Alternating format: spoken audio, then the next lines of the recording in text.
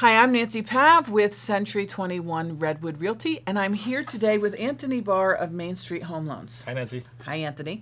And we are going to be talking about credit scores. Let's talk about credit. Yes, what they are, how to have good credit, all the things you want to know about credit scores so that you can get the best loan when you're buying a house.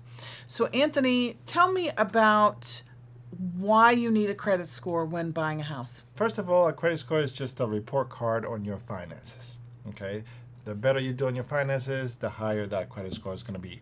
Why does the lending industry utilize this credit scores? Is based on risk. The lower the credit score, the higher the risk, because that says that you're not paying your bills on time, or there's something going on there, that you're not financially well, and that determines what kind of level of risk, and then determines what kind of loan you can or cannot get. What is a bad credit score and what is a good credit score? So the credit rating system goes from 480, I think, all the way to 850. In this environment, a good, decent credit score starts in the 720. The higher you go up, the better the interest rate, the better the loans that you can access, the better options you're going to have. Now, when you start falling down that ladder towards the 700s or the mid 600s or the low 600s or even 500s, that's because you have a lot of bad things on your credit, like missed payments, collections, maybe bankruptcy or foreclosure. All those things are going to push your credit score to the lower end, and that's going to give you the lowest possible program that you can access. Okay. So if you have a credit score that's lower than the mid sevens, can you get a loan? You can. There are loans designed for that, such as FHA. We did a series about loan programs. FHA loans allow you to buy with you can have 500 credit score, and you can do an FHA loan with certain characteristics, but yes, you can get a loan. Okay, great. It's not going to be pretty, though, but you can get a loan. Okay. If someone wants to buy a home, but they don't have great credit scores, how can they boost their credit score? Should they spend money to do that? You don't have to spend money to fix your credit. I mean, anything that a credit repair company would do, you can do it yourself.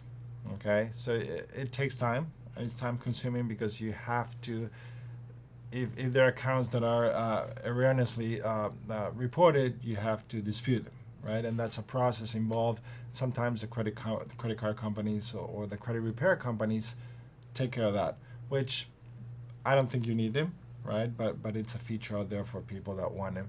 The best way to improve your score is to pay your bills on time, not had any collections or any debt, and credit utilization is the other main factor, right? Keep your balances to 30% of your high credit limit. What does that mean? If you have a credit card for $1,000, don't go spending more than $300 on it. I've heard some people say, well, I paid off my credit card and closed it. Is that a good idea? No, because you need to have accounts established for the model to work. So if you have an account that has been there for 10 years and it's a good account that you never had a late payment on that account, you can just stick that card in the drawer and not use it. Okay? Don't close it, because that history that you're pulling away from the scoring model, and that can affect you. What about collections? Should you pay off a collection? How should you handle that if you have one on your credit report? That's a tricky question, and there's no right or wrong answer. Sometimes if you pay a collection, your credit score will go down momentarily and then will slowly pick up. If it's a medical collection, the scoring system is not that, doesn't penalize you that much if it's a medical collection compared to a credit card collection or utility or whatever other collection, right? So the best advice that we can do is, or we can give out, is just sit down way in advance with your lender to determine what can be done to be in a better position and improve that credit score when you're ready to buy. So don't just wake up one morning, I ran my credit, I want to buy next week, right? So when you have a 1 year lease on your apartment left, start at month 8. Talk to a lender, run your credit, figure what's in there, and they can help you with tips and tricks to improve it, to be able to get to that 700 plus or whatever. The higher the score, the better you're going to be as far as getting a loan. Okay, so you're saying about 4 months prior to the end of your lease term, you should start talking to the loan officer to see what your credit looks like and how you can improve it. Yeah. I'll say about 8 months prior to. 8 months prior. Yeah. Okay, great. So some people think that it's going to affect their credit score if they talk to a lender too soon. Is that the case? It's not the case, because what we can do is do a soft pull. It's not a hard inquiry, and that a soft pull does not affect your credit score at all. It's just a little window into what your accounts are and what's in there. So with that, we can give advice as far as how to improve it. All right. So everyone has heard of like Credit Karma. If they use Credit Karma and they brought you the information on there, would that be sufficient? No, the lender has to run their own credit report, and Credit Karma is a consumer credit score. It's not a mortgage credit score, so they could vary among them. Okay, there are different risk levels that are factored into each different credit scoring model. So the credit score that you're going to run for a mortgage loan is going to be a different model than the one that auto industry is going to use or a credit card system is going to use.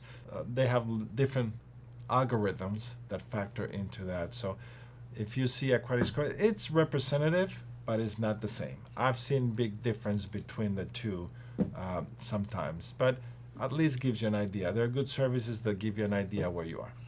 So are there any, like you see with credit card companies, they'll say, oh, your credit score this month is this. Is that close to the mortgage, or is there anything that is as close to what you need for a mortgage, or are they all just variety of There are numbers? variety of it, and they're consumer credit scores, Right. And what I tell people is, you don't have a score right now.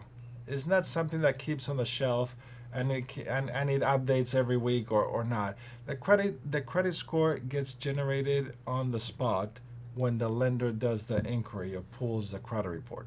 At that point, all the information that is sitting there goes through an algorithm and generates a score.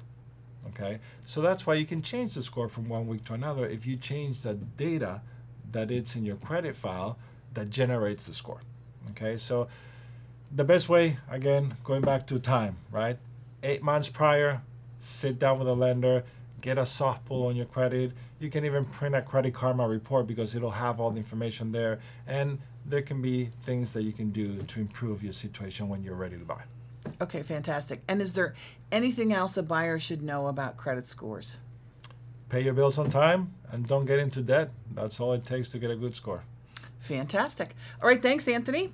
And thank you for watching. If you have any questions, our contact information is below.